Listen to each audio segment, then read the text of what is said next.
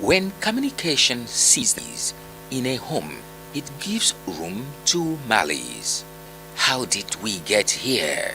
The major persons that malice could cause issues within the home should be that of the father and the mother. And this is actually caused by mainly the persons keeping things away from themselves, especially women. When a man does something and doesn't bring the woman in, the woman does things and doesn't bring the man in, the woman in little ways feels the husband is not living up to expectations. She begins to stay away, doesn't talk to her husband, and that begins to cause space between them. When one is being offended or one is being taken for granted, that could, cause somebody to resolve to keeping malice, especially when you trust somebody so much and then at the end of the day the person betrays you, people are not taking up their responsibility. It could cause you to keep malice. Cultural complexity is a factor of concern. How does this affect the harmony of the home? When a woman is born, there are so many rules. You are just expected to see her and not hear her. And then this goes on till she gets married. She is offended at her husband. He has done things over and over again that she's offended at. The society, the culture we find ourselves in expects her to keep short. Even when she now even complains to her parents, they're like, he's your husband. I'm married to a woman from Delta State, and she has a background. She has a culture. She has where she came from. I have my own background. We tend to want to see persons from our places as people that we understand more. She eats uwu and stash. I don't eat uwu and stash. And this could cause an issue in the family that makes us, we sit and start avoiding ourselves, and this man doesn't make me eat my food anymore. So those are the cultural, ethnic background that comes into a family that could cause this hatred inside of us that we see as malice.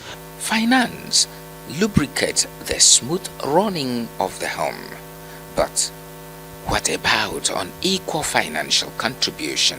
This idea of the man's money is our money and then my money is my money isn't going to help out. Actually, it can lead to malice in the home, because when a man is overburdened with financial load and he knows that the wife has the ability to help out, but she's holding on to her finances, it can lead to resentment. The man is meant to run all the affairs, the finances of the house. The man is meant to cater for the home, take care of the feeding, the children welfare, the schooling and all of that. And women with money, taking care of the women. Even your wife works. She believes her money should be meant for her personal things or whatever she decides to do with it. Your own money as a man is what is supposed to run the house and take care of her too. So when all this surfaces and the woman feels the man needs to do all of this and the man feels that little the woman should contribute into the welfare of the house, all of this causes kind of this staunch enmity, or it builds the woman's heart, fills her heart with hatred towards the man.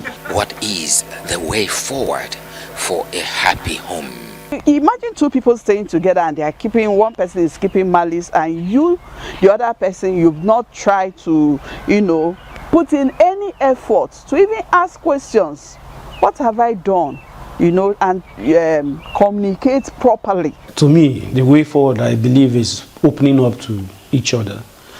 Always try to sit down and hear yourselves out. Leave whatever you have seen being done by your father or your mother or your grandparents. Or you are building your home, and you should be able to build your home on your own laws. So both husband and wife should be able to sit down and come up with financial laws to help them run their homes.